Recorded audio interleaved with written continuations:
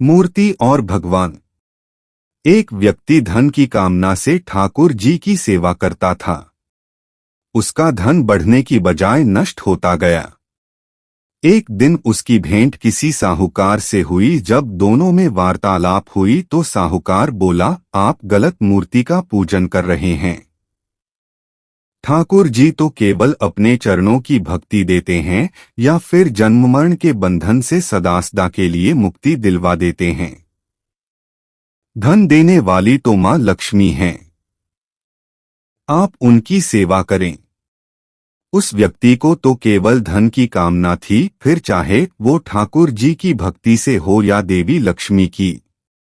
उसने घर आकर ठाकुर जी की मूर्ति को उठाकर सिंहासन के किनारे कुछ दूरी पर रखी अलमारी में रख दिया और सिंहासन पर मुरली मनोहर की जगह देवी को सम्मान के साथ पधराकर पूजा करने लगा। एक दिन वह देवी को गुग्गुल की सुगंधित धूप दे रहा था। उसने देखा धूप का धुआं हवा से मुरली मनोहर की ओर जा रहा है। उसे बहुत क्रोध आया और मन ही मन विचार करने लगा, देना लेना कुछ नहीं, धूप सूंघने को तैयार बैठे हैं। देवी के धूप को सूंघकर जूठी कर रहे हैं। उसने रुई ली और ठाकुर जी की नाक में ठूंस दी। उसी समय ठाकुर जी प्रकट हो गए और बोले, वर मांगो।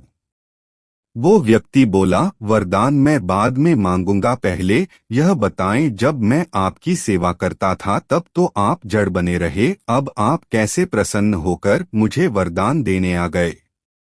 ठाकुर जी बोले, पहले तुम मुझे पत्थर की मूर्ति समझते थे तो मैं भी जड़ बना रहा, परंतु अब तुमने मुझे साक्षात भगवान समझा, तुम्हें विश्वास हो गया कि मैं धूप सूंघ रहा हूं, तो मैं भी सच में तुम्हारे सामने आ गया।